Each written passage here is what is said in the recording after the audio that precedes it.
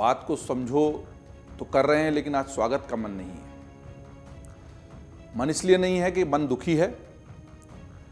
हमारे देश का मस्तक कश्मीर, कश्मीर वो घाटी, वो जगह जिसको स्वर्ग से भी सुंदर कहा जाता है। जी हाँ, जिसके लिए कहा जाता है कि गर बर्रुए ज़मी फिरदौस अस्त, हमी अस्तो हमी अस्तो हमी अस्त, मतलब अगर धरती पर कहीं स्वर्ग है तो यहीं है। और इस स्वर्ग को पिछले कई सालों से कुछ इस तरह की नज़र लगी हुई है कि कोई वहाँ पर सुख देखना ही नहीं चाहता। बहुत सारे लोग स्वर्ग को नर्क बनाने पर तुले हुए हैं। और 22 अप्रैल को मंगलवार को दोपहर में जो कुछ भी वहाँ पर हुआ है वो दुखी करने वाला है, दहला देने वाला है और आक्रोश से भी भर देने वाला है। धारा 370 हटने के बाद और पुलवामा के दुखद हमले के बाद से वहाँ पर स्थितियाँ तेजी से सामान्य हो रही थी।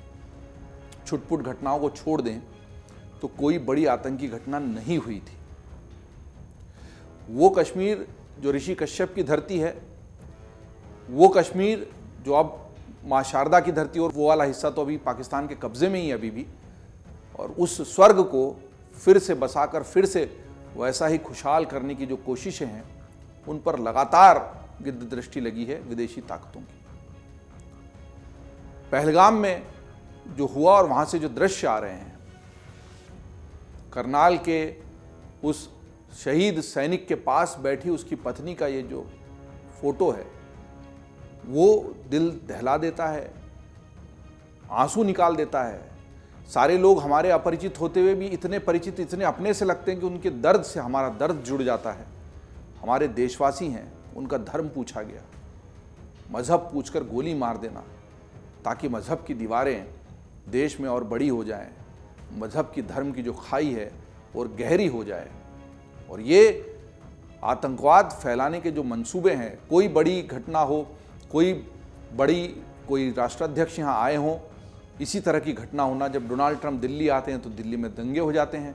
अब अमेरिकी उपराष्ट्रपति JD वेंस भारत आए हुए हैं और इस तरह की बड़ी आतंकी घटना जो दिल दहला के रख दे, दुनिया को झकझोर के रख दे, वो हो जाती है कश्मीर के पहलगाम में। समझना ये ज़रूरी है कि जो कुछ इजराइल में हुआ 7 अक्टूबर को, जब हमास के आतंकियों ने कैमरे लगाकर, कैमरे से लैस होकर पूरे सुनियोजित तरीके से इजराइल में जाकर मासूम नागरिकों को मारा, बंधक बनाया और बंधक बनाकर अपने साथ ले गए।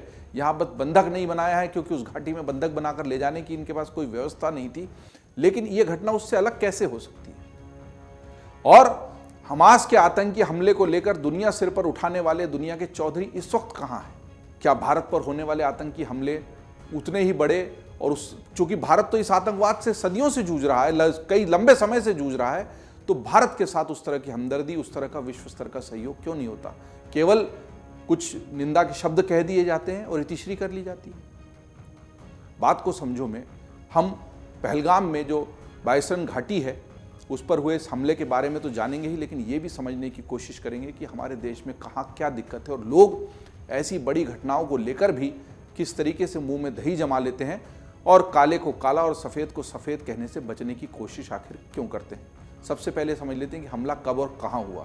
तो कश्मीर के पहलगाम की बायसरन घाटी में 22 अप्रैल मंगलवार को दोपहर करीब 3 बजे, ढाई पौने 3 बजे से 3 बजे के बीच का समय ये बताया गया है, आतंकवादियों ने पर्यटकों पर अंधाधुंध गोलियां बरसा दी और कम से कम 26 लोगों को मार डाला। 28 की बात आ रही थी, जो अभी तक सूची आई है, जब मैं शो कर रहा हूँ बात को समझो आपके साथ, तो 26 लोगों की पूरी सूची आ चुकी है मृतकों की जो मारे गए हैं इस आतंकी हमले में। सारे आतंकी सेना की वर्दी में आए थे। आतंकवादियों ने पर्यटकों से पहले उनका धर्म पूछा, उनके परिचय पत्र देखे और फिर हिंदू हो यह कहकर गोली मार दी। महिलाओं को अलग कर दिया और उनके सामने जानबूझ के उनके साथ जो पुरुष थे उनको गोली मारी। इन 26 मृतकों में ज़्यादातर पर्यटक। फरवरी 2019 में पुलवामा में हुए हमले के बाद से जम्मू कश्मीर में यह सबसे बड़ा आतंकी हमला है। प्रत्यक्षदर्शियों के मुताबिक मंगलवार दोपहर करीब 3 बजे बायसरन घाटी के घास के मैदान में आतंकी घुस आए। ये वही घाटी है जो पहलगाम की खूबसूरत वादियों के बीच में एक ऐसा स्थल है जहाँ पर लोग सुस्ताते हैं, आराम करते हैं, बच्चे खेलते कूदते हैं। वहाँ पर खाने पीने के स्टॉल्स बने हुए हैं। पहलगाम का जो पूरा हिस्सा है वो थोड़ा ऊंची पहाड़ी पर है, दुर्गम इलाका है, देवदार के बड़े बड़े वृक्ष बने हुए हैं वहाँ पर खच्चर से या पैदल ही जाया जा सकता है। 2 पहाड़ी चढ़ाइयों के बीच में एक बीच का मैदानी इलाका है। पहलगाम से लगभग 6 से 8 किलोमीटर की दूरी है ये, और ये पैदल या खच्चर पर ही तय होती है। पर इस बीच के इलाके में जहाँ पर लोग आराम करते हैं, चढ़ते या उतरते वक्त सुस्ताते हैं और खाने पीने के स्टॉल्स बने हुए हैं और कुछ मनोरंजन की गतिविधियाँ भी चलती हैं, उस जगह को जानबूझकर बहुत रणनीतिक तौर पर इन आतंकियों ने चुना।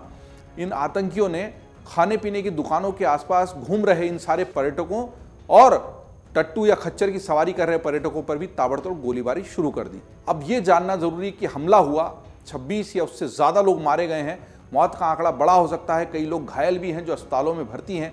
गृहमंत्री अमित शाह उनसे भी मिले हैं, मौके पर भी गए हैं, और मौके पर परिजनों ने जिस तरीके से भाव विवल होकर अपनी दास्तान बताई है, वो संवेदनशील व्यक्ति है, उसको झकझोरने के लिए, उसकी संवेदनाओं को हिला देने के लिए पर्याप्त है। हम ये भी जानने की कोशिश करते हैं कि इस हमले का मास्टरमाइंड कौन है। इस कायराना हमले की जिम्मेदारी पाकिस्तानी आतंकी संगठन लश्कर-ए-तैयबा से जुड़े हुए एक गुट द रेजिस्टेंस फ्रंट TRF, जी हाँ, ये नए नए नाम, अंग्रेजी नाम, द रेजिस्टेंस फ्रंट तरह के नाम केवल उस तरह वो नकाब हैं जो मूल चेहरे को छुपाने की कोशिश भी हो। खुफिया एजेंसियों से जुड़े सूत्रों के मुताबिक इस हमले का मास्टरमाइंड लश्कर-ए-तैयबा का डिप्टी चीफ सैफुल्लाह खालिद है। बताया जा रहा है कि सैफुल्लाह खालिद आतंकी हाफिज सईद का बेहद करीबी है। पाकिस्तानी सेना पर उसका इतना प्रभाव है कि सेना उसका फूलों से स्वागत करती है, गुलदस्तों से स्वागत करती है। सोचिए, ये आतंकी का स्वागत करने वाला देश इस धरती पर अभी तक मौजूद क्यों है? आतंकवाद से लड़ने की बात, आतंकवाद को खत्म करने वाली दुनिया को ये क्यों नहीं दिखाई देती तस्वीरें? और भारत की जो सहिष्णुता है, भारत का जो उदारवाद है, उसको कितना गलत तरीके से दुनिया लेने के बाद भी आतंकवाद को पनाह देने के आरोपों को दुनिया के चौधरी उस तरीके से स्वीकार नहीं करते या वो कार्रवाई नहीं करते जो करनी चाहिए। वो सेना के अधिकारियों की पूरी मदद भी करता है, साथ ही पाकिस्तानी सेना के जवानों को भारत के खिलाफ भड़काता भी है। देखिए, एक आतंकवादी किस तरीके से सेना के साथ घुला मिला हुआ है। पहलगाम के आतंकी हमले से 2 महीने पहले सैफुल्लाह खालिद पाकिस्तान के पंजाब के कंगनपुर पहुंचा था। यहां उसे पाकिस्तानी सेना के कर्नल जाहिद जरीन खट्टक ने जिहादी भाषण देने के लिए बुलाया था। देखो, अब पाकिस्तान की सेना का कर्नल जो है वो उसको जिहादी भाषण देने के लिए एक आतंकवादी को बुला रहा है। वहां पर इसने, सैफुल्लाह खालिद ने पाकिस्तानी सेना को भारत के खिलाफ भड़काया। जम्मू कश्मीर में लश्कर और TRF की आतंकवादी गतिविधियों को यही सैफुल्लाह खालिद अंजाम दे रहा है। अब जो तरह तरह की रिपोर्ट सामने आ रही हैं, उसमें हम ये भी समझने की कोशिश करते हैं, बात को समझो में, कि इस पूरे हमले में कितने आतंकवादी शामिल थे। बाइसरन में हुए आतंकी हमले में अब तक 6 आतंकवादियों के शामिल होने की बात सामने आई है। इन हमलावरों में 2 पाकिस्तानी और 2 स्थानीय आतंकवादी हो सकते हैं, ऐसा माना जा रहा है। 2 अन्य के बारे में जानकारी अभी सामने नहीं आ सकी है। कुछ आतंकवादियों के स्केच भी जारी कर दिए गए प्रत्यक्षदर्शियों से की गई बातचीत के अनुसार। हमले में शामिल 3 संदिग्ध आतंकवादियों के दरअसल स्केच जारी हुए हैं और इनके नाम आसिफ फौजी, सुलेमान शाह और अबूतल्लाह बताए जा रहे हैं। अब ये जानना जरूरी है कि आखिर आतंकवादी पहलगाम तक पहुंच कैसे गए। बाइसरन घाटी में सुरक्षा बल तैनात नहीं थे उस वक्त, लेकिन आसपास तो सुरक्षा कड़ी है, सुरक्षा बलों की चौकसी है। पर्यटन का जो पूरा सीजन है वो शुरू हो चुका है, पर्यटकों का आना जारी है।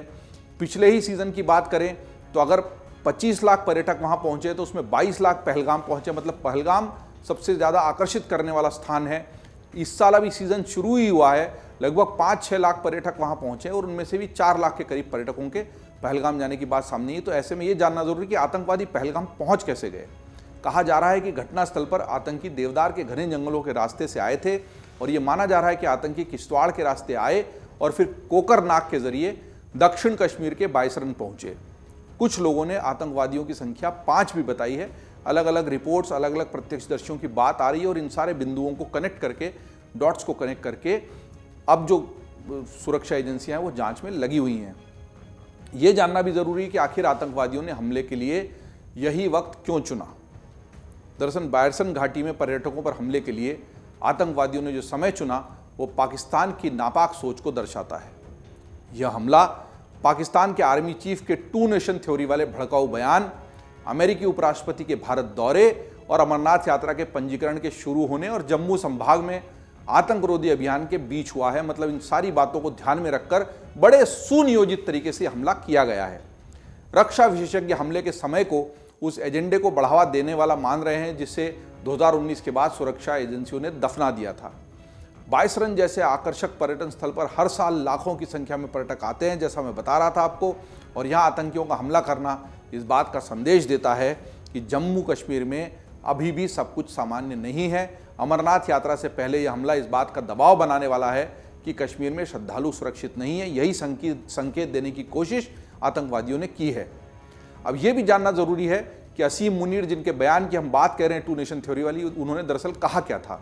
पिछले हफ्ते इस्लामाबाद में ओवरसीज पाकिस्तानी कन्वेंशन को संबोधित करते हुए पाकिस्तान के army chief general Asif Munir ने कश्मीर को अपनी दुखती रग बताते हुए कहा था कि हम इसे नहीं भूलेंगे, हम अपने कश्मीरी भाइयों को उनकी वीरतापूर्ण संघर्ष में नहीं छोड़ेंगे।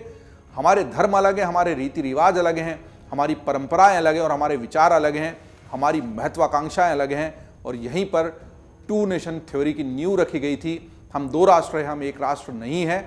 और बताइए किस तरह की दुश्मनी वाली, खटास बढ़ाने वाली, बहुत गंदी बात, बहुत खराब बात पाकिस्तान के सेना प्रमुख ने कही सार्वजनिक मंच से, और इससे अगर कोई आतंकवाद की आग जो सुलग रही थी वो ठंडी भी हो रही थी, तो उस चिंगारी में घी डालकर उसको भड़काने की कोशिश, उस आतंकवाद के शोले को भड़काने की कोशिश पाकिस्तान के चीफ ने की। हालांकि भारत ने मुनीर के बयान पर कड़ी प्रतिक्रिया दी थी, लेकिन दो राष्ट्र की इस थ्योरी को उन्होंने आगे बढ़ाने की कोशिश की। और ये दो राष्ट्र क्यों बने वो अपना अलग इतिहास, उस पर हम बात कर सकते हैं, लेकिन बहुत गलत बयानी पाकिस्तान के आर्मी चीफ ने की थी। ये भी समझने वाली बात है कि अमेरिकी नेता के दौरे जो होते हैं, बड़े अमेरिका के कोई राष्ट्राध्यक्ष हुए या दूसरे बड़े नेता हुए, उसी दौरान इस तरह की घटनाएं क्यों होती हैं। अभी अमेरिका के उपराष्ट्रपति जेडी वेंस भारत के दौरे पर हैं। वेंस के दौरे के बीच ये आतंकी हमला हुआ है, और ये पहला मौका नहीं है जब किसी बड़े अमेरिकी नेता के दौरे के दौरान पाकिस्तान ने इस तरह की नापाक हरकत की हो। इससे पहले साल 2000 में अनंतनाग जिले के चिट्टी सिंहपुरा गांव में 36 सिख ग्रामीणों का नरसंहार किया गया है। इस आतंकी हमले को 20 मार्च 2000 की रात को अंजाम दिया गया था, और उस वक्त अमेरिकी राष्ट्रपति बिल क्लिंटन 21 से 25 मार्च के दौरान भारत दौरे पर थे। तब तत्कालीन प्रधानमंत्री अटल बिहारी वाजपेयी ने क्लिंटन के समक्ष पाकिस्तान की संलिप्तता का मुद्दा उठाया था। इसी तरह 14 मई 2002 को जम्मू कश्मीर में कालूचक के नजदीक आतंकी हमला हुआ। इस हमले में 3 आतंकवादियों ने हिमाचल रोडवेज की बस को निशाना बनाया था। हमले में 7 लोगों की मौत हो गई, और इसके बाद आतंकी सेना के पारिवारिक क्वार्टर में घुस गए और अंधाधुंध गोलीबारी शुरू कर दी। इस गोलीबारी में 23 लोगों की जान चली गई थी। इनमें 10 बच्चे और 8 महिलाएं शामिल थीं, और साथ ही 5 सैनिक भी इसमें शहीद हो गए थे। जब यह आतंकी हमला हुआ, उस वक्त अमेरिका की सहायक विदेश मंत्री क्रिस्टीना बी रोका भारत के दौरे पर थी। अब आप समझ लीजिए कि लगातार किस तरह की घटनाओं को आतंकवादी अंजाम देते हैं, और अमेरिका के बड़े कोई नेता अगर हमारे यहाँ पर दौरे पर होते हैं तो वो उस समय को चुनते हैं इस तरह की घटनाओं को अंजाम देने के लिए। अब जो ये 26 लोग मारे गए हैं, उनकी जो लिस्ट आई है, इनकी जो सूची आई है, उसमें से ये समझने की कोशिश करते हैं कि कौन कहाँ से था। इस आतंकी हमले में मारे गए 26 मृतकों में ज़्यादातर पर्यटक ही थे। इनमें उत्तर प्रदेश के कानपुर के कारोबारी शुभम द्विवेदी, पश्चिम बंगाल के कोलकाता के बिटन अधिकारी, कोलकाता के ही समीर गुहा और पुरुलिया जिले के मनीष रंजन शामिल हैं। मनीष मूलतः बिहार के रहने वाले थे, लेकिन फिलहाल वो कोलकाता पश्चिम बंगाल में रह रहे थे। हरियाणा के ही रहने वाले लेफ्टिनेंट विनय नरवाल की तस्वीर और उनकी पत्नी उनके जब शव के पास बैठकर बिलख रही है या बेसुध असहाय सी पड़ी है, वो तस्वीर तो इस पूरे आतंकी हमले की एक प्रतीक तस्वीर बन गई है कि किस तरह की घटना को इन आतंकवादियों ने अंजाम दिया है। तो ये इसके आगे की जो पूरी लिस्ट है मैं आपको इस वीडियो के साथ दिखा रहा हूँ। जो तस्वीरें मृतकों की हमारे पास उपलब्ध हो पाई हैं वो दिखा रहा हूँ। हम सब अपनी ओर से, अमर उजाला परिवार की ओर से इन मृतकों को श्रद्धांजलि अर्पित करते हैं।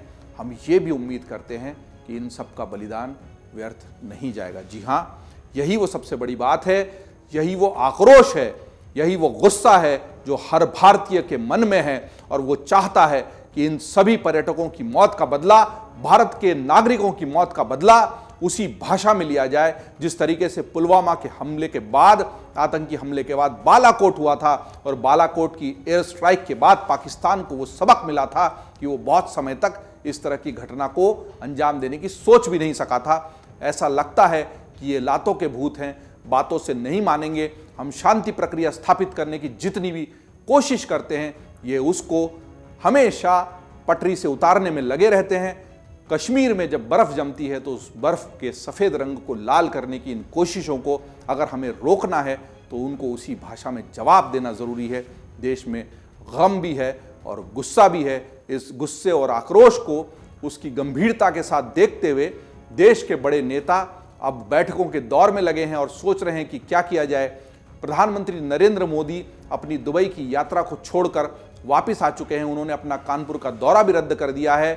भारतीय जनता पार्टी के बड़े नेताओं की दिल्ली में बैठक चल रही थी, उस बैठक को छोड़कर गृह मंत्री अमित शाह, मनोज सिन्हा वो तुरंत वहां पर मौके पर पहुंचे। मनोज सिन्हा भी उस वक्त यहीं पर थे दिल्ली में, वो भी चले गए हैं। निर्मला सीतारमण की अमेरिका यात्रा को भी बीच में रोक दिया गया है। इस सब को देखते हुए यही समझ में आता है कि ये हमला, ये आतंकी घटना जितनी गंभीर है उतनी ही गंभीरता से देश के जो नीति निर्धारक है वो उसे ले रहे हैं। हम उम्मीद करते हैं कि बहुत लंबा समय इस आतंकी हमले का जवाब देने में भारत नहीं लगाएगा, क्योंकि जब तक हम जवाब नहीं देंगे आतंकी गतिविधियों को अंजाम देने वालों को अपनी बात समझ में आने वाली नहीं है। बात समझने वाली यही है कि हम अमन चैन से रहना चाहते हैं। हम सत्य, अहिंसा और सहिष्णुता वाला राष्ट्र हैं, रहना चाहते हैं, लेकिन कोई मजबूर करेगा तो फिर हमें अपना पुरुषार्थ, अपनी शक्ति, अपना सामर्थ्य भी दिखाना पड़ेगा। शायद बालाकोट का हमला पर्याप्त नहीं था, बालाकोट की स्ट्राइक इन लोगों को सबक सिखाने के लिए। इस बात को समझो में फिलहाल आपसे विदा लेते हैं, लेकिन इस घटना की आगे की जानकारी के लिए आप देखते रहिए अमर उजाला.com।